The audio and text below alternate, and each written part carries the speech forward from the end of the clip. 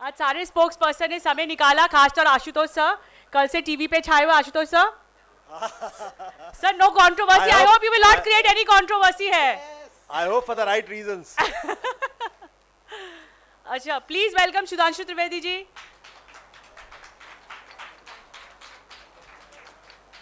आशुतोष जी के बारे में मैं thank you all of you. Ashutosh ji के बारे में मैं एक बात जरूर बताना चाहूंगी, बात सवाल पूछने की हो या फिर जवाब देने की, आशुतोष जी मास्टर ऑफ ऑल ट्रेड है। जी हाँ, आपके प्रवक्ता के बारे में मैं एक चीज बताना चाहूंगी, क्योंकि मैंने उनके साथ काफी लंबे समय तक काम किया है। वो वर्कोहॉलिक है और उनकी भूमिका भले ही बदल गई हो, लेकिन उनके तेवर नहीं बदले हैं। मैं सुंदर को बोलना चाहूंगी, उनका जो एवी है हमारे स्टूडेंट से तैयार किया है, प्लीज दिखाया जाए उनको। इससे पहले मैं बुलाना चाहूंगी अपने स्टूडेंट्स को to hand over the bouquet to Ashutosh sir. अच्छा,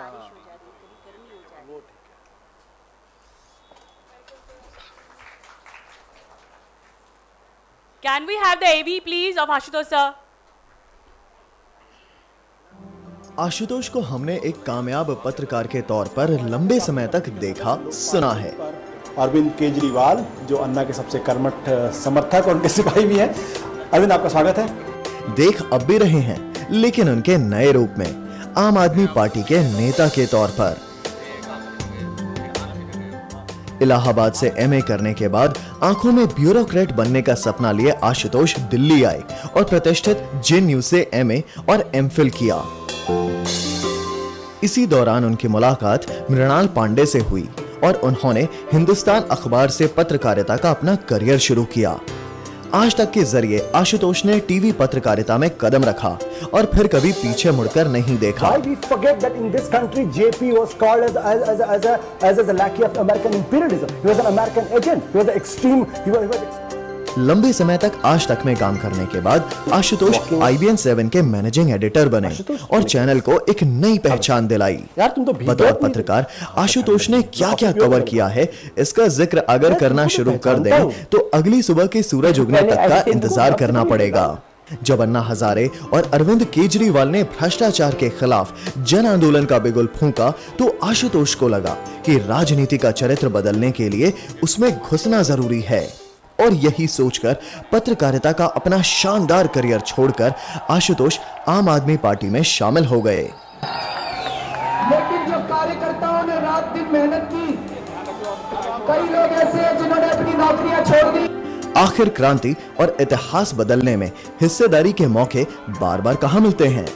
आशुतोष लगातार संघर्ष कर रहे हैं कि देश को बदला जाए। वाकई में लगता है कि ड्रग एक बड़ा मुद्दा है, जिस तरीके से वो कहना चाहते हैं। तो पहला काम करना चाहिए, पंजाब में जो अकाली दल की सरकार है, समर्थन वापस लेना चाहिए और दिल्ली के अंदर अकाली दल से किसी तरीके का कोई गठबंधन नहीं करना चाहिए। आशुतोष लगातार संघर्ष कर रहे हैं कि देश को बदला जाए, राजनीति का चरित्र और चेहरा बदला जाए। Thank you so much. Now I would like to welcome Sudhanshu ji and please hand over the bouquet. Please, my student, I will call upon the student to hand over the bouquet to Sudhanshu ji.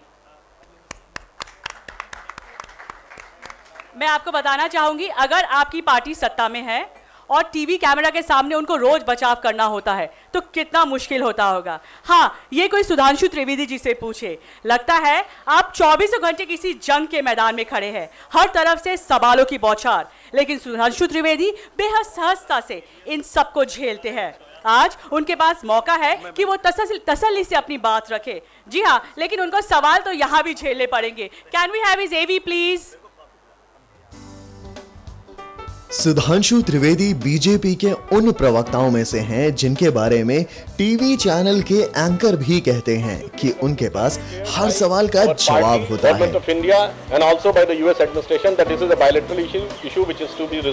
वो लाजवाब हैं भी और anchors को अक्सर लाजवाब कर भी देते हैं।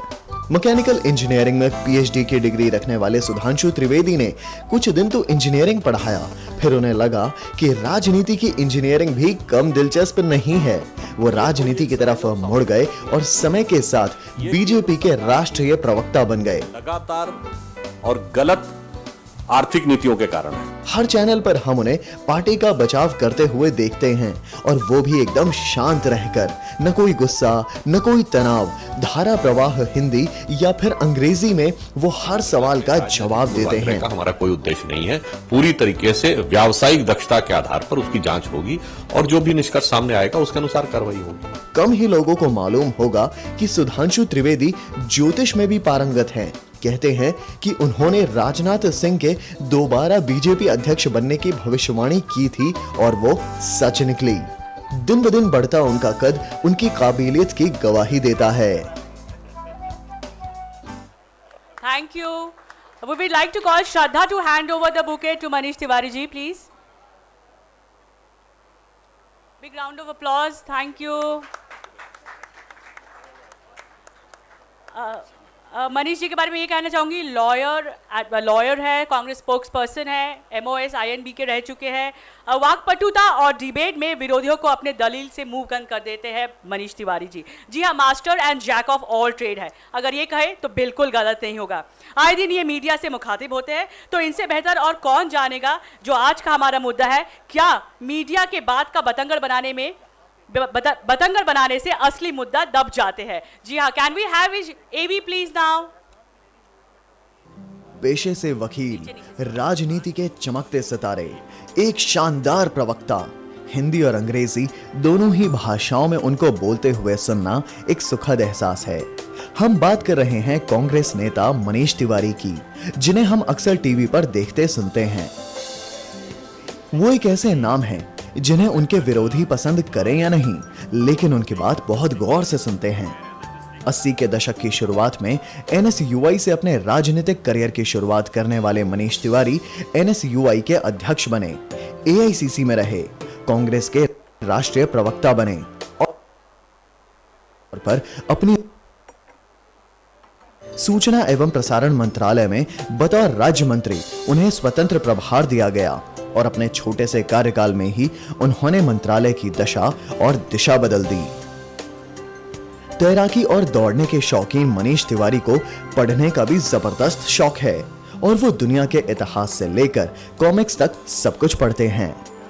तकरीबन पूरी दुनिया घूम चुके मनीष तिवारी को संसद से सुप्रीम कोर्ट तक उनके बोलने के बेजोड़ हुनर के लिए जाना जाता है। शायद इसलिए वो एक अच्छे प्रवक्ता होने के साथ साथ एक कामयाब वकील भी हैं। Thank you. I now hand over the mic to Sukesh Ranjan, editor input news 24, और अभी ये मॉडरेट करेंगे शो। और गहमागहमी बहस होनी चाहिए सुकेश, जैसे कल टीवी पे दिख रहे थे। धन्यवाद आलोका। कार्यक्रम जो है, फेस्ट जो है, उसका नाम मंथन है, और मंथन मैं हिंदी और संस्कृत का वैसा कमांड तो मुझे नहीं है, लेकिन सुधांशु जी मुझे करेक्ट करेंगे अगर मैं गलत हूँ। ये संस्कृत शब्द से निकला है, मथ से मंथन होता है। मथ मतलब होता है हिलाना, मिलाना, उससे कुछ निकालना। तो हम शायद उसके अंग्रेजी के आसपास का शब्द अगर ढूंढें तो ब्रेन स्टॉर्मिंग हो सकता है, इंट्रोस्पेक्शन हो सकता है। तो हमने इसमें टॉपिक रखा है, और जब ये टॉपिक रख रहे थे तो बहुत लोगों का सुझाव था कि इसमें तो पिट जाने का खतरा है, क्योंकि तमाम नेता जो आपके पैनल में होंगे वो कहेंगे कि हाँ बिल्कुल सही बात है, आप असली मुद्दों से ध्यान भटका देते हैं, असली मुद्दे सामने नहीं आते और मीडिया इसके लिए दोषी है। तो क्या ऐसा है, आज इस पर ही बहस करेंगे। हमारे साथ इससे बेहतर पैनल हो नहीं सकता था। आशुतोष का तारुफ देने की ज़रूरत नहीं है, हमारे एडिटर भी रहे हैं और आजकल दूसरे रूप में हैं, नेता हैं। सुधांशु जी बहुत मुखर प्रवक्ता है, मनीष तिवारी जी INB मिनिस्टर रहे हैं, आप सबको पता है। लेकिन इसका एक फ्लिप साइड भी है। जब चर्चा शुरू करें उसी से शुरू करते हैं कि हम बात का बतंगड़ बनाते हैं, लेकिन इसके लिए फॉर्डर कौन प्रदान करता है। 1 महीने हो गए और दिल्ली में हो रहा है फेस्ट, तो दिल्ली की बात से ही शुरू करें। पत्रकारिता सनसनीखेज बनाती है, लेकिन मुझे लगता है कि पूरी समस्याओं को 2 तरीके से देखने की कोशिश करनी चाहिए। एक, मीडिया में या राजनीतिक दल के तौर पर जो कुछ भी पार्टी के साथ हो रहा है, उसके आधार पर अगर आप ये निष्कर्ष निकालते हैं कि गवर्नेंस नहीं हो रही है, तो मुझे लगता है आप अन्याय कर रहे हैं हमारे साथ। इस वक्त हमारे जो 6 के 6 मंत्री हैं, चीफ मिनिस्टर जी बेंगलोर में हैं, रात 6, 7, 8, 9 बजे तक काम कर रहे हैं, लगातार वहाँ फैसले हो रहे हैं। हाँ, ये अलग बात है कि वो उस तरीके से हाईलाइट नहीं हो रहे जिस तरीके से हाईलाइट होना चाहिए। दूसरी बात मैं कहना चाहता हूं, और वो ज्यादा गंभीर बात है, पार्टी 2 साल पुरानी पार्टी है। सच्चाई यह है कि आम आदमी पार्टी एक आंदोलन से निकली हुई पार्टी है। नहीं, ठीक कह रहे हैं आप, लेकिन आप तो दूसरी पार्टी थे ना, अलग पार्टी थे ना, आपसे एक्सपेक्ट किया जाता था कि आप दूसरी राह पे चलेंगे, तो आपको ये दिक्कतें फेस करनी पड़ रही हैं। और आप बीजेपी में हुआ था, हमारे यहाँ भी अगर हो रहा है तो एबरेशन के तौर पे लीजिए। एक कमेंट पहले दोबारा आपके पास आऊंगा। सुधांशु जी, ये ठीक है कि बीजेपी में भी होता था, ये अभी भी होता है, शायद सामने नहीं आता, क्योंकि जो बिल्कुल अलग सही तत्व दिखाई पड़े वो मंथन का काम है। अब मैं इस पे आता हूं, भारतीय जनता पार्टी के साथ जो घटित हुआ है, भेद होते हैं, ऐसी बात नहीं है। अटल जी ने भी कहा था मतभेद होते हैं पर मनभेद नहीं होना चाहिए। एक लिमिट के बाद भले ही आपको अच्छा लगे या बुरा लगे, दूसरे डायरेक्शन में आपने कल हमारे चैनल पे ये एडमिट किया कि आप दोबारा कांग्रेस के साथ मिलकर सरकार बनाना चाहते थे या कांग्रेस को तोड़कर बनाना चाहते थे। हम उस डिबेट में न जाएं, लेकिन जो आपने पहले कहा हम चुनाव चाहते हैं, उसके बाद आपने गवर्नर को एक चिट्ठी दे दी कि अभी रुक जाइए, मतलब आप हॉबनॉबिंग कर रहे थे। हाँ, आपने बीजेपी का टेप तो जारी कर दिया कि शेर सिंह डागर क्या कह रहे थे। अब जब आपका टेप सामने आया तब बहुत चुभ रही बात आपको। नहीं, आप देखिए, दो चीजें हैं, उसको समझना पड़ेगा। मैं बार बार कह रहा हूं कि जब हमने टेप जारी किया उसकी ऑथेंटिसिटी पर हम 100% कंफर्म है, उसकी ऑथेंटिसिटी में कोई प्रॉब्लम नहीं। ये मैं जिम्मेदारी लेता हूं, पार्टी की तरफ से मेरी जिम्मेदारी। लेकिन अगर कोई टेप जिसकी किसी ने जिम्मेदारी नहीं ली, वो टेप किसने जारी किया? राजेश गर्ग ने जारी किया, वो डिनाई कर रहा। किसी ने वो टेप कहीं से आ गया। The fundamental principle of the journalism is there should be ownership of the news. Ownership of the who is the owner of this tape? Can you please tell me, if there is no ownership of the tape, what is the guarantee for the authenticity? Let me complete. Just hold on. What is the authenticity of the tape? Tomorrow, if it is proved that the tape is doctored, I'm not saying it is doctored. If it is proved, then who will be liable for that? The broadcaster will be liable. So you can have the same debate, not today, get the authenticity check, have a debate and discussion on this after a week, nail Arvind Kejriwal, nail Aam Aadmi Party. Where is the issue? Where is the debate? कभी कभी मुश्किल हो जाता है, अगर व्यक्ति पत्रकार रहा हो फिर नेता बन जाता है तो मुश्किल जरूर हो जाती है। आशुतोष जी सही फरमा रहे थे। मुझे याद आ रहा था कि वाटरगेट की ओनरशिप आज तक किसने ली है? वाटरगेट की ओनरशिप, वो डीप थ्रोट कौन था जिसने वो सारी खबरें दी, जिसके कारण जो वाटरगेट का स्कैंडल था वो बाहर आया, राष्ट्रपति निक्सन का इस्तीफा दिया, वो आज तक डीप थ्रोट कौन है? तो इसलिए ये जो ओनरशिप की बात है, ये ओनरशिप की बात एक बहुत ही कन्वीनियंट एक्सक्यूज है, और ये हम लोग नेता जरूर लेते हैं, वकील होने के नाते मैं भी लेता हूं, बट बुनियादी सवाल ये है कि आप फेंस के किस तरफ बैठे हैं। बिल्कुल सही बात है। Can I respond to the deep throat? Deep throat was a source. Washington Post journalism was based on source, and the reporter has the ownership of the information of the reporter. The Richard Weinstein and the Bob Woodward, they owned the information. The source, if we are not having a source-based story, journalism is dead. I am asking, who is the owner of the information? In this tape, there is no owner of the information. The owner of the information is the channel which has played the tape. No. They become the owners of the information. The owner of the information are two people who were making conversation. Very simple. After all, पूरे जनता को क्या मतलब है कि दिल्ली में किसको सरकार बनानी है? जिसको सरकार बनानी थी और जिसको वहां पर जिनको सपोर्ट करना था वही तो हो सकते हैं ना उसके ओनर। सुधांशु बीच में आना चाहते हैं। Shanti Bhushan tape, which proved to be wrong in the end. Shanti Bhushan tape, FIR was registered. Ashu, there was no owner of the tape, and finally the tape proved to be doctor. Ashu, basic premise जो आप ले रहे हैं वही गलत है। मैं कह रहा हूं आप सरकार बनाना चाहते थे, यही आपके स्टैंड को दिखाता है कि आपने अपना स्टैंड चेंज किया, आप तोड़ना चाहते थे, ये भी मॉरली गलत है। और वो अपेक्षा आपसे की जाती है कि आम आदमी पार्टी जिस राजनीति को लेकर चल रही थी, कम से कम ऐसी राजनीति नहीं करेगी। मैं जाना चाहूंगा सुधांशु जी के पास। आप बात कही गई जी, फर्क किससे पड़ता है कि whether you are this side of the table और that side of the table. अब एक छोटी सी बात है, मीडिया से अलग हट के मैं कहूँगा, आपको याद हो 2013 के चुनाव में तमाम ऑटो के पीछे लगा हुआ था अरविंद केजरीवाल जी और शीला दीक्षित की फोटो। ईमानदार या बेईमान, क्या प्रूफ था, क्या ओनरशिप थी? रहते हुए भी ओनरशिप नहीं हुई। तो कई बार प्रचार के लिए इन चीजों का प्रयोग किया जाता, इतना कैटेगोरिकल वर्ड यूज किया गया। नरसिम्हा राव की सरकार में हम लोगों ने उनके खिलाफ तमाम बातें बोली, बाद में वो कटघरे में भी खड़े हुए अदालत में, और हम लोगों ने बगैर प्रूफ के भी बेईमान शब्द का प्रयोग इतनी आसानी से नहीं किया। कभी कभी क्या होता कि आप अपने बनाए जाल में फंसते जाते हैं। जैसे एक कहावत होती संस्कृत में, यथा राजा तथा प्रजा। आज के युग में होगा यथा नेता तथा कार्यकर्ता और तथा उसका सपोर्टर। अब जैसा कि अनुराधा जी ने कहा कि यदि नेता ही ये कहे कि स्टिंग करो, नेता ही ये कहे किसी बात को एक्सेप्ट मत करो, नेता ही पोल पर चढ़कर बिजली का तार काटे, तो इसका मतलब आप ये बात कहते हैं कि व्यवस्था को मत मानो, सीधा खुला विद्रोह करो। इसीलिए मैं ये बात दुख के साथ कहता हूं कि पिछले वर्ष अरविंद केजरीवाल जी पर हाथ उठाने वाले सभी लोग आम आदमी पार्टी कार्यकर्ता क्यों निकले?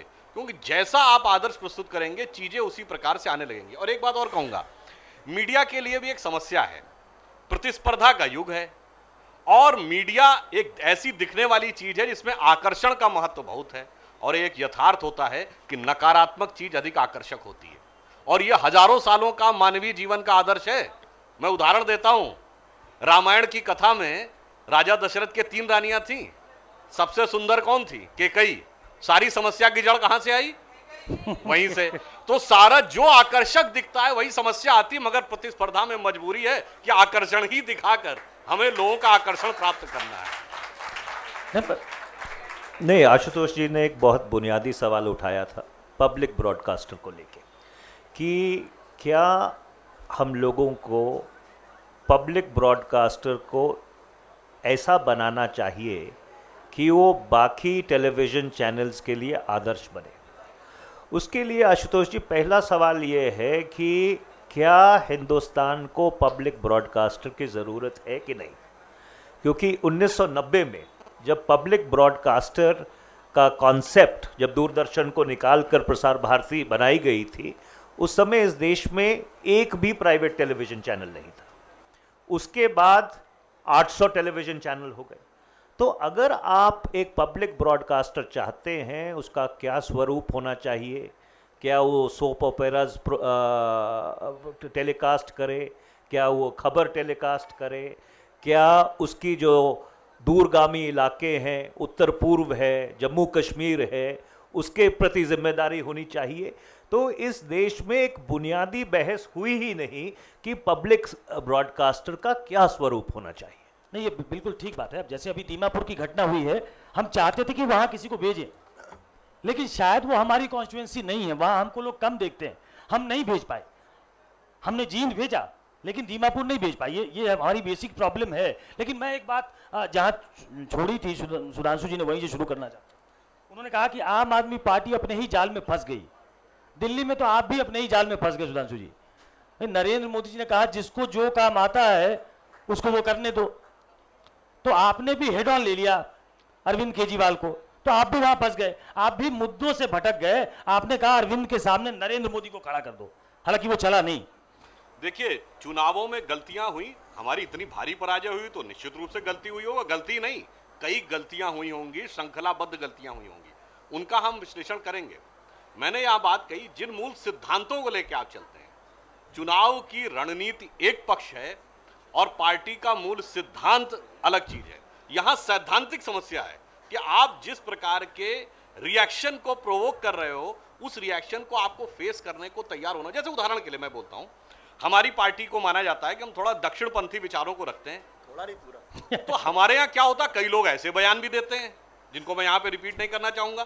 तो अब ये हमारी जिम्मेदारी है, हमें उसको एनी हाउ एकोमोडेट करना होगा, संभालना होगा, समझाना होगा। अब हम ये नहीं कह सकते जी हमसे क्या मतलब, जो आपने बोया है वो किस सीमा तक जाएगा ये आप तय नहीं कर पाते, इसलिए बोने से पहले खूब सोच लीजिए। अच्छा, सुधांशु जी जरा सा ये बता दीजिए, तो लव जिहाद को आप लोगों ने बोया था। मैंने आपसे क्या कहा, हम क्या चीज, पहली बात तो मैं एक करेक्ट कर दूं कि लव जिहाद शब्द का प्रयोग भारतीय जनता पार्टी या राष्ट्रीय स्वयंसेवक संघ ने नहीं किया था। केरल के कम्युनिस्ट पार्टी के मुख्यमंत्री वीएस अच्युतानंदन ने इस शब्द का प्रयोग किया।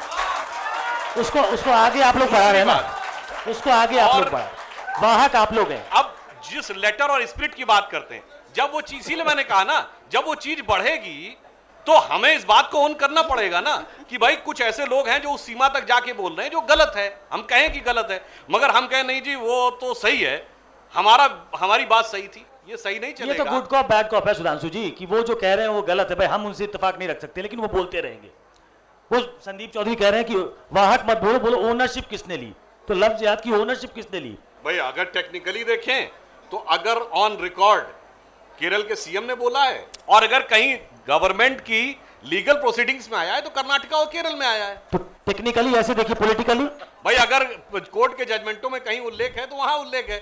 समस्या जानते क्या है? अब यहीं पे देखिए वो विषय आता है कि मीडिया कैसे बात का बतंगड़ बनाता है। आप में से बहुत कम लोगों को पता होगा कि केरल से शुरू हुआ, कर्नाटक हाई कोर्ट के जजमेंट्स में आया, मगर भाजपा से जुड़े संगठनों के नेताओं ने बोला ये सबको पता है। यही बात का बतंगड़ है जो मीडिया ने बनाया। और मैं एक और बताता हूं, हम लोग पिछले 63 साल से ये झेल रहे हैं। उदाहरण के लिए आज भी कहा जाता है महात्मा गांधी की हत्या में आरएसएस का रोल था। अरे भाई लीगली भी प्रूव हो चुका है, नहीं था, वो भी नहीं था, मगर आज भी सारी पीढ़ी को जैसे ही कहा जाता है क्योंकि मीडिया ने ऐसा बनाया। तो गोडसे का मंदिर भी आप बनाने की बात तो आपके ही लोग कर देते हैं ना, क्या करें उसका? देखिए मैं ये बात गोडसे का मंदिर भी आप ही लोग बनवाते हैं ना। हमारे यहाँ किसी ने नहीं की गोडसे के मंदिर की बात। और दूसरी बात, अगर हम गोडसे और गांधी पर आ जाएं तो आज गांधी का ग्राम स्वराज, गांधी की खादी, गांधी का स्वदेशी, गांधी का हिंद स्वराज कहां देखने को मिल रहा है? तो आपकी सरकार, यहां तक कि सुनिए, जिन्होंने गांधीवादी विचारों के स्वयंभू संरक्षक बने, उन्होंने युवक कांग्रेस की कैप में से भी गांधी टोपी हटा दी, मॉडर्न कैप लगा ली। इसलिए गांधीवाद का यदि थोड़ा बहुत भी जीवन शैली देखने को मिलती है तो मैं पूरी जिम्मेदारी से कह रहा हूं राष्ट्रीय स्वयंसेवक संघ के प्रचारकों में देखने को मिलती है। खादी, स्वदेशी, और वो देखने को जिन पे आरोप लगाते हैं आप। अच्छा, महत्वपूर्ण बात यह है, सुकेश, महत्वपूर्ण बात यह है, गांधी की बात तो करते हैं और खादी की बात करते हैं, ये नहीं कहते कि बीजेपी में स्वरूप नजर आता है, कह रहे हैं आरएसएस में नजर आता है। नहीं, मैं कह रहा हूं ना, इसलिए मैंने आरएसएस बोला। जिस आरएसएस पे आपने आरोप लगाया था कि गांधी जी की हत्या में इन्वॉल्व थे, वही आज गांधी के विचारों के सही संवाहक हैं। गांधी के विचारों की हत्या किसने की है, मैं शब्द यहां प्रयोग नहीं करना चाहता, देश की जनता समझ सकती है। मनीष जी, देखिए आपने छोड़ दिया गांधी को, आरएसएस और बीजेपी ने अपना लिया। देखिए, मुंह में राम बगल में छुरी, ये सारी दुनिया, ये सारी दुनिया और सारा जग जानता है कि जो राष्ट्रीय स्वयंसेवक संघ की विचारधारा थी, उस विचारधारा से जो लोग प्रेरित हुए थे, उन्होंने महात्मा गांधी की हत्या की है। अब ये यथार्थ है। अब इस यथार्थ से अगर भारतीय जनता पार्टी या राष्ट्रीय स्वयंसेवक संघ भागना चाहता है तो उसमें तकलीफ है, क्योंकि अपने इतिहास से भागा नहीं जा सकता। उनकी सरकार, मनीष जी, जो शायद आप छोड़ रहे हैं कि उनकी सरकार सरदार पटेल को भी अपना बनाती है, चलिए वो तो पहले से करते रहे, सरदार पटेल से हम करीब थे, वो गांधी को भी अपना बना रहे हैं, आप सबको छोड़ते जा रहे हैं। राहुल गांधी सबको छोड़ते कहाँ हैं? देखिए, ऐसा है कि जहां तक, उसका भी जवाब दे दूंगा मैं। देखिए, ऐसा है कि जहां तक महात्मा गांधी या सरदार पटेल का सवाल है, महात्मा गांधी और सरदार पटेल इस मुल्क की धरोहर है, और जिस दल के तहत उन्होंने आज़ादी की लड़ाई लड़ी या आज़ादी का संग्राम लड़ा, उस चीज़ को किसी भी मिथ्या से नकारा नहीं जा सकता। और जहाँ तक श्री राहुल गांधी का सवाल है, वो गांधी और सरदार पटेल पे ही मंथन कर रहे हैं। कब लौटेंगे? मैं एक बात कहना चाहूँगा, कब लौटेंगे इसका जवाब पूछ देंगे? जब मंथन खत्म हो जाएगा तो लौट जाएंगे। मैं चूंकि ये गांधीवध का मसला, गांधी जी का मसला आया है, मैं बता दूं कि आरएसएस के जीवन में जो आम बोलचाल की भाषा है उसमें गांधी का वध कहा जाता है। दूसरी बात, सरदार पटेल का जिक्र आया है। सरदार पटेल ने कहा था कि आरएसएस के लोगों ने जो विश्ववमन किया है, उस विश्ववमन की वजह से गांधी जी की हत्या हुई। तीसरी बात, जब इनके ऊपर प्रतिबंध लगा तो सरदार पटेल ने, जिनको अपनाना चाहते हैं, उन्होंने कहा 3 शर्तें हैं तब हम हटाएंगे। पहली शर्त आपको हिंदुस्तान का संविधान मानना पड़ेगा। सरदार पटेल ने फोर्स किया कि हिंदुस्तान के संविधान को मानो। दूसरी बात, उन्होंने कहा हिंदुस्तान के तिरंगे को सल्यूट करना पड़ेगा। यह सरदार पटेल ने फोर्स किया, प्रतिबंध हट जाए, इसलिए तिरंगे को सल्यूट करना शुरू किया। और तीसरी बात, आप राजनीति के अंदर नहीं आओगे, यह सरदार पटेल ने इनसे कहा था। चौथी बात, वीर सावरकर जिसकी तस्वीर, जिसका प्लाक लगाना चाहते थे, अदालत ने में सब केस साबित हो गया था, लेकिन सिर्फ एक गवाह था, उस गवाह का फॉलोअप नहीं था, इसलिए टेक्निकल ग्राउंड पे वीर सावरकर छोड़े थे। गांधी जी की हत्या में उन्हीं सावरकर की प्लाक ये लगाना चाहते थे संसद के अंदर। तो अब आप सोच लीजिए कि गांधी जी के हत्यारे, गांधी जी को कत्ल के आरोप में जिस आदमी को लगभग सजा हो गई थी, सिर्फ टेक्निकल ग्राउंड पे बचा था, उसको आप आराध्य देव मानते हैं। तो अब इससे आगे क्या कह सकता हूं? सुधांशु जी, देखिए, सबूतों के अभाव में छोड़ा गया था। सबूतों के अभाव में, देखिए, सबूतों के अभाव में क्या क्या सबूत थे, अब उस डिटेल में ना जाया जाए, फिर तो वो एक पूरा डिस्कशन होगा कि किसने क्या बोला था, किसने क्यों बोला था, बहुत सारी बातें। मैं एक बात कहूंगा, ये बताइए गांधी का पॉलिटिकल विजन क्या था? राम राज्य। गांधी का प्रिय भजन क्या था? रघुपति राघव राजा राम। गांधी का लास्ट सबमिशन क्या था? हे राम। और राम सेतु पे हलफनामा देते हुए इनकी सरकार ने कहा राम काल्पनिक हैं। मतलब गांधी का पॉलिटिकल विजन काल्पनिक था, गांधी का भजन काल्पनिक था, गांधी की आस्था काल्पनिक थी। न राम का नाम ये लेना चाहते न वो लेना चाहते। ये आपकी सरकार ने किया मनीष जी। देखिए, जो गांधी की राम राज्य की कल्पना थी, वो इनकी राम राज्य की कल्पना नहीं थी।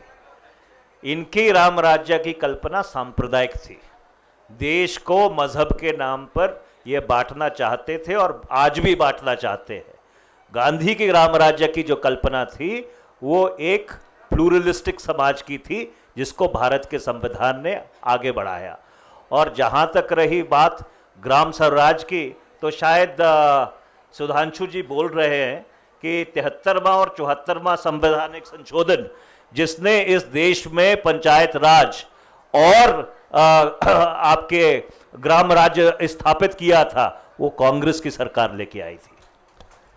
एक बात सुधांशु जी, ये बार बार कहते हैं गांधी की हत्या आरएसएस ने नहीं करवाई थी। गोपाल गोडसे जो आजीवन कारावास झेल के बाहर निकले थे, इंटरव्यू में देके कहा था कि उनके भाई अंतिम समय तक आरएसएस के सदस्य थे।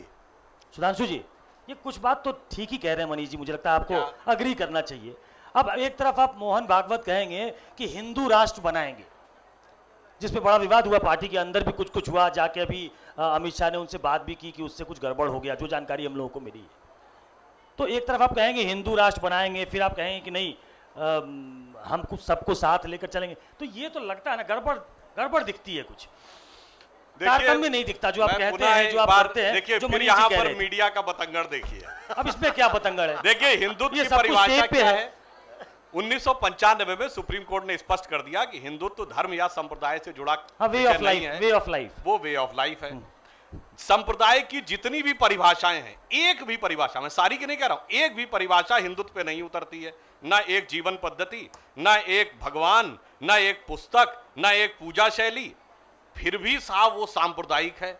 अब मैं प्रश्न पूछता हूं, समस्या यह है कि क्या संस्कृति है और क्या संप्रदाय है, इसी को लेकर वितंडावाद है। दुनिया का सबसे बड़ा मुस्लिम कंट्री कौन है बताइए? इंडोनेशिया। इंडोनेशिया की इंटरनेशनल एयरलाइंस का क्या नाम है? गरुड़ एयरवेज, जो भगवान विष्णु का वाहन है। वहां पे गरुड़ एयरवेज रखना कोई समस्या की बात नहीं है। भारत में यदि हो जाए, अरे अरे सांप्रदायिकता का विषय आ गया। इंडोनेशिया की जो अमेरिका में एम्बेसी है वॉशिंगटन में, मैसाचुसेट्स एवेन्यू पे, वहां पे जाके देखिएगा, सरस्वती जी की 11 फुट ऊंची मूर्ति लगी है। वो ये कहते हैं हमारी संस्कृति का प्रतीक है, धर्म से हमारा इसका मतभेद नहीं है। भारत में समस्या हो गई कि जो जो संस्कृति से जुड़े तत्व थे, सबको वोट बैंक की सांप्रदायिक राजनीति के चलते हुए सांप्रदायिक बना के अलग करते चले जाओ। इसीलिए राम राज्य से राम को नकारने तक आ गए। सुधांशु जी, वाकपटु आप इसीलिए एक सवाल मैं इनसे पूछना चाहता हूं। आप मुझे एक बात बताइए कि बाबरी मस्जिद को ध्वस्त करना एक सांप्रदायिक का एक्ट था कि एक धर्मनिरपेक्ष एक्ट था? ये तो आप मानते हैं कि आप लोग सब उसमें शामिल रहे हैं, तो आप मानते हैं? मानेंगे तो जेल चले जाएंगे। नहीं अब ये कहेंगे कि मीडिया ने बतंगड़ बना दिया। अब सुनिए, वहां पे अडवाणी जी भी नहीं थे, वहां पे उमा भारती भी नहीं थी, वहां पे कोई नहीं था। नहीं। और एक मस्जिद को ध्वस्त करने के बाद, ठीक है आपका क्लेम था, हाँ वो सांस्कृतिक नहीं था। सुनिए, अब यहाँ पे मीडिया का एक और बतंगड़ देखिए साहब। मनीष जी बड़े वकील हैं। सुनिए, कोर्ट ने शब्द प्रयोग किया है विवादित ढांचा, कहीं बाबरी मस्जिद शब्द नहीं है, मगर मीडिया में बोल बोल के बाबरी मस्जिद उसको सांप्रदायिक रंग दिया।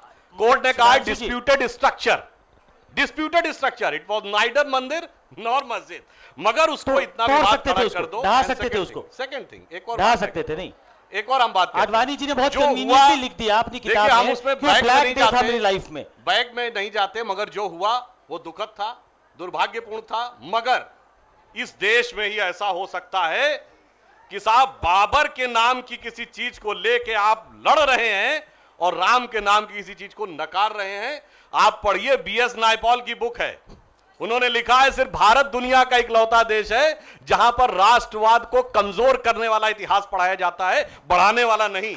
जहां महाराणा प्रताप और अकबर में महाराणा प्रताप को सनकी देशभक्त कहा जाता है और अकबर को एक यूनाइट करने, मतलब बहुत सारी बातें। अब बताइए, इस दिल्ली में या आपने इतिहास में जो भी पढ़ा होगा, आपने पूरे मुगल बादशाहों का डिटेल पढ़ा होगा। अगर हम पूछ लें कि राम के जितने दशरथ के ऊपर कौन था, तो बहुत सारे लोगों को नहीं पता होगा दशरथ के पिताजी कौन थे। मगर राम क्या कहते हैं, कौन सा टीवी पर एड में एचआरडी मिनिस्ट्री आपने अच्छी बनवाई है, हुमायूं का बेटा सब पढ़वाइए एचआरडी मिनिस्ट्री। इसीलिए अगर हम उसको जरा सा सही करेंगे तो आप कहेंगे भगवाकरण, फिर मीडिया आ जाएगा। नहीं, हकीकत से भागिए, भगवाकरण करिए। नहीं, कैसे दोहरा चरित्र कई बार बीजेपी का सामने। अब जैसे मैं एक बात कहता हूं, सुनिए, आप लोगों में से सबने औरंगजेब का नाम सुना होगा, सबने सुना है ना। दारा शिकोह का नाम कितनों ने सुना है? और दारा शिकोह ने क्या किया? देखिए, कम आवाजें आई ना। दारा शिकोह औरंगजेब का बड़ा भाई था, and he was designated successor to the throne, जिसने उपनिषदों का फारसी में अनुवाद कराया by the name Sirre Akbar, यानी Sirre Akbar means words of the god. उसको हम इतिहास में नहीं पढ़ाते, हम उसका पक्ष लाएंगे, कहेंगे भगवाकरण हो रहा है, मगर औरंगजेब को पढ़ाएंगे ताकि लड़ाई बढ़े, सांप्रदायिक विभेद बढ़े। बड़े वाकपटु आदमी हैं आप तो कथनी और करनी में फर्क है ना। आप कहां, क्या कश्मीर पे स्टैंड था आपका, कहां चले गए आप? कहते हम करते वही है जो कहते हैं, बताइए। राष्ट्रद्रोहियों के साथ है या राष्ट्र? देखिए, कश्मीर में आपका अरविंद जी भी कहते कुछ करते। अब सुनिए, आप भी ज्यादा मत बोलिए। कश्मीर में भी हम ये मानते हैं कि हमारे और उनके विचार में बहुत भारी अंतर है, मगर देश को मुख्य धारा में कश्मीर घाटी को लाने के लिए ईमानदारी से एक प्रयास किया है। उसकी हमने लक्ष्मण रेखा भी खोजी। जैसे मैं उदाहरण देता हूं, जब पंजाब आतंकवाद के दौर में उलझ रहा था, तो अकाली दल में बहुत से ऐसे तत्व थे जो अतिवादी थे, आतंकवाद की तरफ थे और राष्ट्र विरोधी तत्व तक थे, मगर हमने अकालियों के साथ गठबंधन किया और अंततः स्थितियां सामान्य हुई। आज पंजाब सामान्य है। वैसे ही एक ईमानदार प्रयास है एक्सट्रीमिस्ट एलिमेंट को भी साथ में लेने का, मगर हमारी लक्ष्मण रेखा है जितना ईमानदार प्रयास है ये सरकार बनाने के। इतिहास को तोड़ने मरोड़ने की कोशिश ना करो सुधांशु जी। 1992 का जो चुनाव हुआ था, जिससे पंजाब की नॉर्मलाइजेशन की प्रक्रिया शुरू हुई थी, उसमें उस अकाली दल ने भाग भी नहीं लिया था, उसको बाइकआउट किया था, उसका बहिष्कार किया था। और जब पंजाब सामान्य हो गया, तब फिर आपने उनके साथ गठबंधन करके 1997 में सरकार बना ली। तो उसको, पंजाब को सामान्य करने में ना भारतीय जनता पार्टी का कोई भूमिका नहीं थी, और उसको खराब करने में जरूर अकाली दल की बहुत भूमिका थी। अब जम्मू कश्मीर का जहां पर सवाल है, अंशु जी मुझे एक बात बताइए, मुझे तो समझ आ रहा कि भारत की जो कश्मीर नीति है, वो साउथ ब्लॉक चला रहा है या नॉर्थ ब्लॉक चला रहा है या जनरल हेडक्वार्टर रावलपिंडी चला रहा है? जिन लोगों को छोड़ा जा रहा है, जिन लोगों को छोड़ने की बात की जा रही है, तो मालूम नहीं था ना सरकार को। अरे मुझे एक बात जानकारी, वही प्रधानमंत्री जी ने कहा, वही तो बुनियादी सवाल है कि इस देश की कश्मीर नीति चला कौन रहा है? अगर प्रधानमंत्री और गृह मंत्री खड़े होकर यह कह सकते हैं कि खूंखार आतंकवादियों को छोड़ा जा रहा है और हमें इसकी कोई इत्तला ही नहीं है, इससे बड़ा गवर्नेंस फेलियर क्या हो सकता है? सुधांशु जी देखिए, इस बारे में यह सत्य है कि वहां सरकार उनकी थी, प्रधानमंत्री और गृहमंत्री ने कहा हमें जानकारी नहीं थी और उसको लेकर जो हमें अपने विचार व्यक्त करने थे किए, और जम्मू कश्मीर सरकार ने यह एश्योरेंस दिया है कि वो आगे से ऐसा कोई स्टेप नहीं करेंगे। मगर एक बात सोचिए ना, एक तरफ गुलाम नबी आजाद जी ने सदन के पटल पे खड़े होकर कहा कि 112 लोगों की हत्या का आरोपी है मसरत आलम, चार्जशीट में कहीं था? इतनी कमजोर चार्जशीट क्यों बनी कि टेक्निकल ग्राउंड्स के आधार पर 27 के 27 केस में जमानत हो गई? उसके लिए किसी का दोष नहीं है। और अगर उस टेक्निकल ग्राउंड पे, और खासकर एक और फैक्ट था कि जब कश्मीर में बाढ़ आई तो बहुत सारे सबूत नष्ट हो गए, कागज फाइलें वो चली गई, उससे भी एक कुछ टेक्निकल सहूलियत मिल गई उनको प्राप्त करने की। दूसरी अंतिम बात कहता हूं, वो तो चलिए बहुत टेक्निकलिटी होती है। रफू कर रहे हैं। नहीं, मैं एक बात कहूंगा, रफू नहीं करूंगा। देखिए एक बात, ये स्पोक्स पर्सन की ना ये जो क्वालिटी है, खासियत है, इसको जरूर सीखिएगा आप लोग जब मीडिया में जाए। एक बात पूरा करने किस बात को किस तरीके से घुमाना हो, किस बात को किस तरीके से उसके पर मुलम्मा लगाना हो, किस बात को किस तरीके से रफू करना, और उसको फिर ड्राई क्लीन करके नया दिखा करके डिजाइनर सूट बना करके सामने रख देना। एक बात कहना चाहूंगा, एक बात जरूर कहना चाहूंगा। हमने माना कि चलो हमारे से कोई गलती हुई क्योंकि हमारे गठबंधन सहयोगी ने गलती की है, मगर कश्मीर बर्बाद कब हुआ था? 400 की मेजॉरिटी की सरकार थी तब। और बाकी डिटेल्स बना जाते हुए हम उस गलती को यह कहते हुए स्वीकार करते हैं कि चमन को सींचने में पत्तियां कुछ झड़ रही होंगी। यही इल्जाम हम पर लग रहा है बेवफाई का, मगर कलियों को जिसने रौंद डाला अपने हाथों से, वही दावा करें अब चमन की रहनुमाई का। मैं एक मिनट इसमें दुर्भाग्यपूर्ण बात तो यह है कि छोड़ा मसरत आलम को पीडीपी की सरकार ने नहीं, छोड़ा इनकी सरकार ने है। जब वहां पर गवर्नरी राज था और राष्ट्रपति शासन था, तब मसरत आलम की रिहाई का आदेश हुआ था। तो अब ये कहते हैं कि हमको मालूम ही नहीं कि गवर्नरी राज में या राष्ट्रपति शासन में जब गृह मंत्रालय प्रदेश को सीधे तौर पर देख रहा हो, एक खूंखार आतंकवादी का रिहा कर दिया जाए, और ये कहते हैं हमको मालूम ही नहीं है। मैं एक सवाल मैं पूछूंगा, कुछ सवाल जो जिनको कल को मीडिया में आना है। सुकेश, एक सवाल मैं सुधांशु जी से पूछूंगा कि सुधांशु जी, कश्मीर हिंदुस्तान का सबसे सेंसिटिव पार्ट है और वहां पर इतने खूंखार आतंकवादियों को अगर छोड़ा गया और इसकी जानकारी अगर प्रधानमंत्री महोदय को नहीं है, तो क्या ये गवर्नेंस का फेलियर है या नहीं?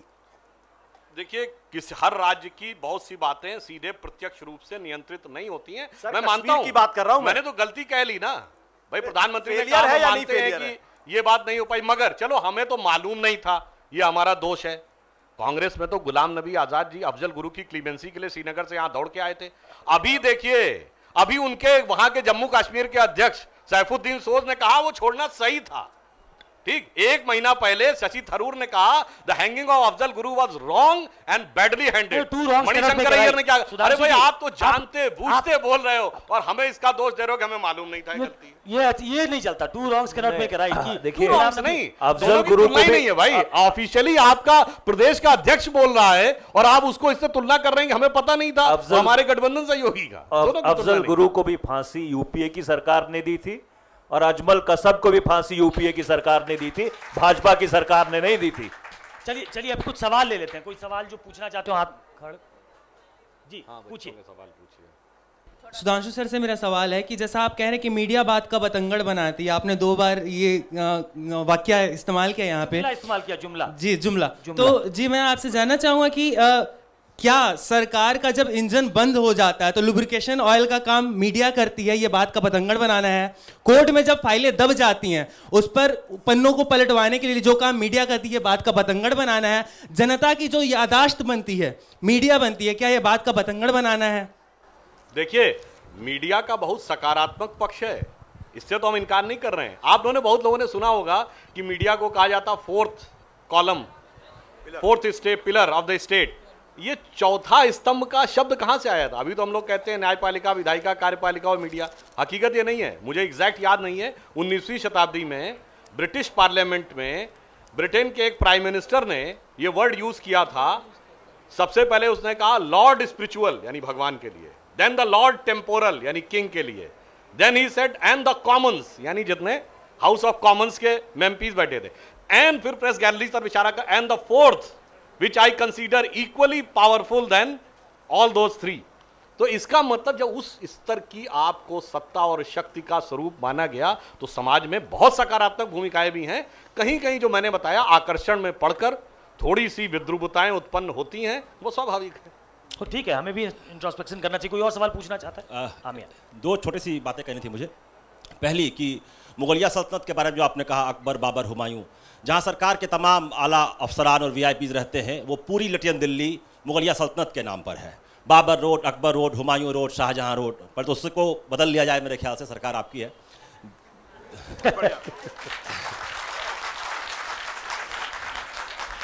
और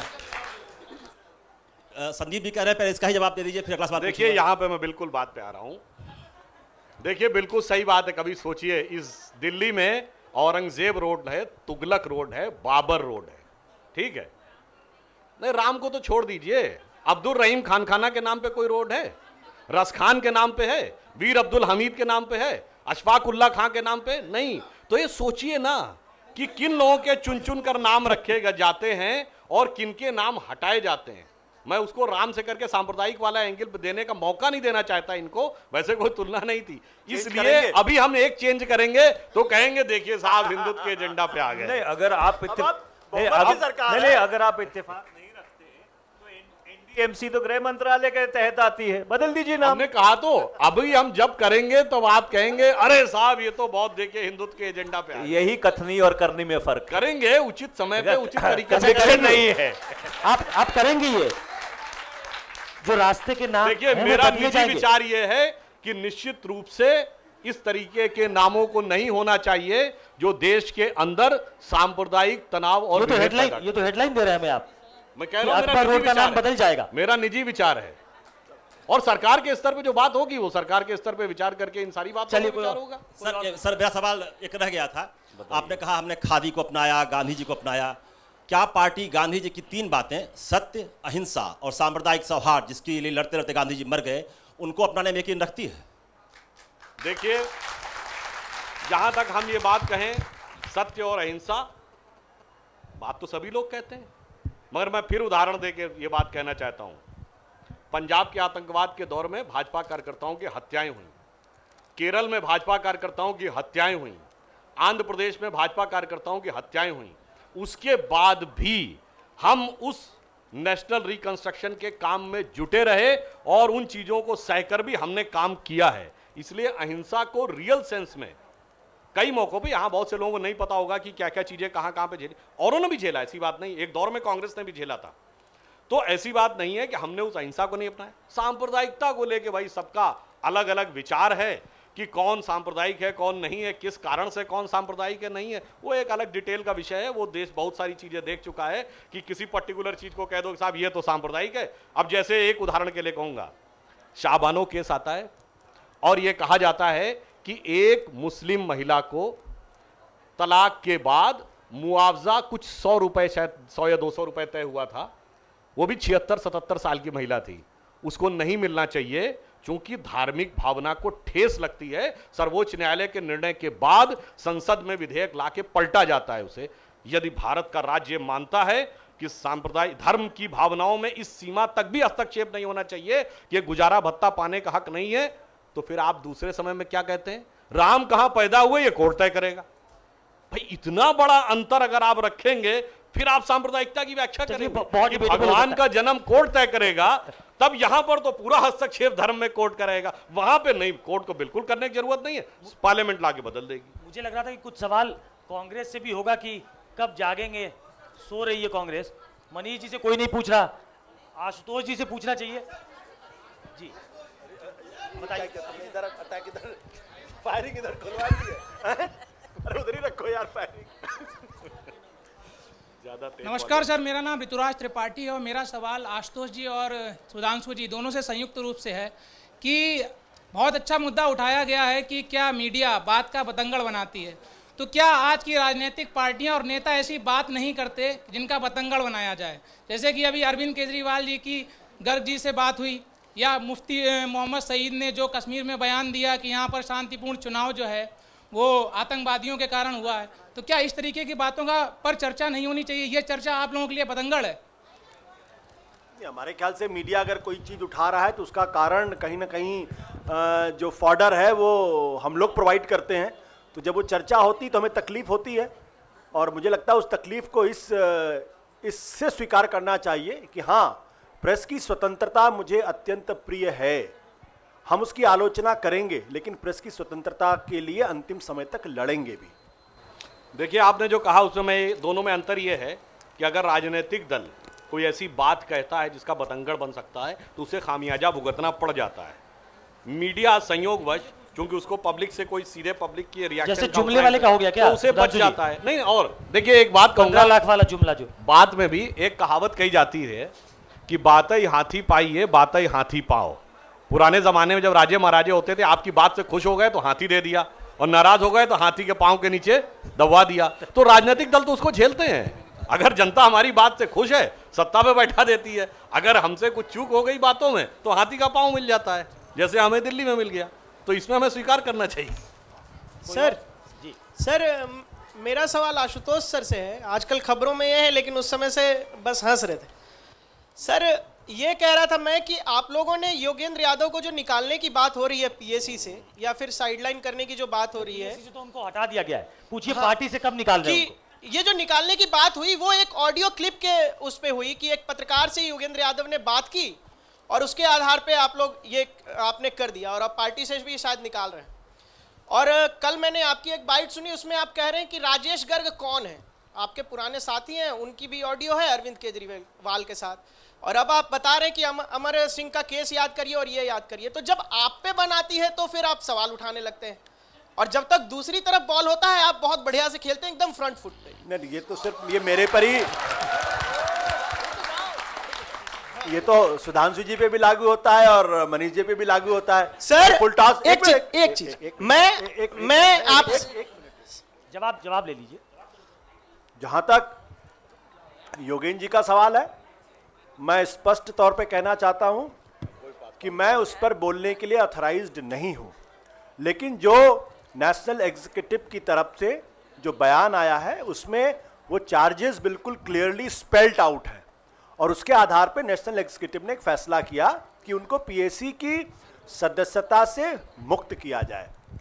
आगे क्या फैसला होगा, क्या नहीं फैसला होगा, ये पार्टी तय करेगी, राष्ट्रीय कार्यकारिणी तय करेगी या राष्ट्रीय परिषद तय करेगी।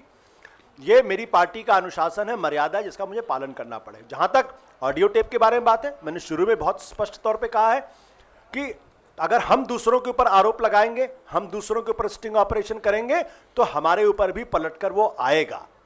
और अगर आता है तो हमें उसमें तकलीफ नहीं होनी चाहिए, हमें उसको स्वीकार करना चाहिए। लेकिन मैंने एक बुनियादी सवाल खड़ा किया है कि आप सब लोग पत्रकारिता के स्टूडेंट हो, आप कोई भी ऐसी खबर सोशल मीडिया से कोई भी खबर उठा के अगर आप चैनल पे चलाना शुरू कर दोगे जिसकी ऑथेंटिसिटी प्रूव्ड नहीं है, तो कल आप पत्रकार के तौर पर आप खारिज कर दिए जाओगे। इस पे बहुत लंबी चर्चा की है आपने, बता दिया है। मुझे छोटा सा जवाब चाहिए आपसे कि जो किया है प्रशांत भूषण ने या योगेंद्र यादव ने, क्या वो डिजर्व करते हैं आम आदमी पार्टी में बने रहना आपके हिसाब से? नहीं, डिजर्व तो नहीं करते वो। आप गलत आदमी से सवाल कर रहे हैं, क्योंकि ना तो मैं नेशनल एग्जीक्यूटिव का मेंबर हूं, ना ही मैं नेशनल काउंसिल का मेंबर हूं, क्योंकि वहां पर इलेक्टेड लोग होते हैं। मैं स्पेशल इनवाइट संयोजक है ना, उस लिहाज से कह सकते हैं ना, दिल्ली में हराने की कोशिश की, उनको पार्टी में नहीं रहना चाहिए, ये तो कह सकते हैं। देखिए, मैं नेशनल एग्जीक्यूटिव का स्पेशल इनवाइटी हूं, पीएसी का स्पेशल इनवाइटी हूं। मेरे पास अधिकार नहीं उनकी तरफ से बोलने का, ये पार्टी का अनुशासन है, मैं उस अनुशासन के तहत बना हुआ हूं। आप अकेले में मिलेंगे, बता दूंगा आपको। कमाल, दोनों आदमी, आप लोग दोनों पक्ष अनुशासन से बने हैं, दोनों खूब बयानबाजी कर रहे हैं कि आशुतोष जी भी स्पोक्स पर्सन है, तो इन लोगों को जैसे पहले कहा पतली गली होना बहुत अच्छी तरह से आता है। रही बात, मैं एक लास्ट सवाल मनीष जी से पूछना चाहती हूँ। मनीष जी, आपकी पार्टी पे आंशिक राहुल काल लगा हुआ है, पूर्णकालिक राहुल काल कब लगेगा? देखिए, चिंतन और मंथन खत्म होने दीजिए, उसके बाद इसका विस्तृत जवाब आपको मिलेगा। ये संक्षेप में ही होना था, मुझे मालूम था ये जवाब संक्षेप में ही आएगा। इसी नोट पे इसको खत्म करेंगे और एक इंट्रोस्पेक्ट भी करते रहेंगे। मेरा सवाल मनीष जी से एक सवाल है। चलिए, एक आखिरी सवाल, मैं मनीष जी से पूछना चाहता हूं, अभी आप बोल रहे थे कि अजमल कसाब और अफजल गुरु को आपकी सरकार में फांसी दी गई, जब अजमल कसाब को फांसी दी गई थी तो आपके तत्कालीन गृह मंत्री शिंदे जी ने बोला था कि उस फांसी की जानकारी सोनिया गांधी और जो तत्कालीन प्रधानमंत्री थे उन तक नहीं थी। उनको भी टीवी के माध्यम से, मीडिया के माध्यम से जानकारी मिली कि उन्हें फांसी हो गई है अजमल कसाब को। मैं ये जानना चाहता हूँ ऐसी कौन सी मजबूरी थी कि एक आतंकवादी जिसने 176 लोगों की हत्या की, उसकी फांसी देश की जनता से छिपाई गई, आपने अपनी कैबिनेट से छिपाई, वो मजबूरी क्या थी कि आपको छिपाने की ऐसी नौबत आई? देखिए, कुछ निर्णय गृह मंत्री को लेने होते हैं और गृह मंत्री अपने विवेक के अधिकार से वो निर्णय लेते हैं और उन निर्णयों को क्रियान्वित कर दिया जाता है। जो राज की नीति है वो इसी प्रक्रिया में चलती है। चलिए, सेशन को और आगे बढ़ाया जा सकता था, लेकिन दूसरा सेशन शायद जल्द शुरू होने वाला है। इसी नोट पे इसको खत्म करते हैं और ये इस सोच के साथ कि ब्रेनस्टॉर्मिंग भी समय समय पे होना ज़रूरी है। हमें भी फूड फॉर थॉट मिलना चाहिए कि क्या हम बात का पतंगड़ बनाते हैं, लेकिन ये भी मानना पड़ेगा कि जो भी पिछले कुछ सालों में मीडिया ने किया, चाहे वो अन्ना का आंदोलन हो, चाहे वो CWG स्कैम को सामने लाने की बात हो, कोल स्कैम को सामने लाने की बात हो, वो भी मीडिया ने किया है। एबरेशंस होते हैं, वो ठीक कहा मनीष जी ने, TRP के लालच में भी होते हैं, लेकिन कई बार हमारे एडिटर इन चीफ थे राजदीप सरदेसाई कहते थे खाने में कई बार चटनी ज़रूरी होता है, तो वो चटनी कई बार ज़रूरी होता है, इसलिए कई बार वो खाने में दिया जाता है। इसी नोट के साथ खत्म करते हैं इस चर्चा को। बहुत बहुत धन्यवाद हमारे सारे मेहमानों का। Thank you guys, thank you Sukesh. Now ma'am will honor our esteemed guest by presenting token of gratitude.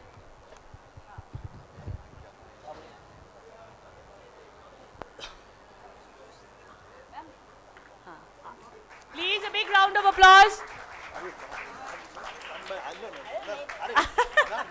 Sir गर्मियाँ नहीं है इसीलिए यहाँ कह रही है। अच्छा, नहीं तब तो डालना ही पड़ेगा। Thank you Ashutosh ji for joining us.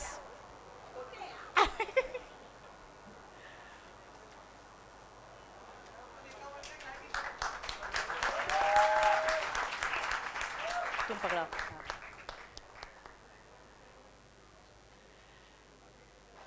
Sudhanshu ji, we thank you from the bottom of our heart.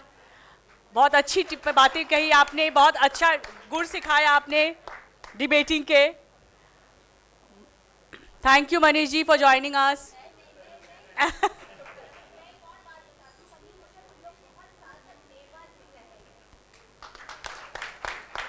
I hope all of you enjoyed this session.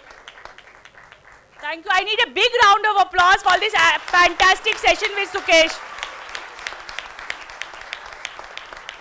Thank you, ma'am.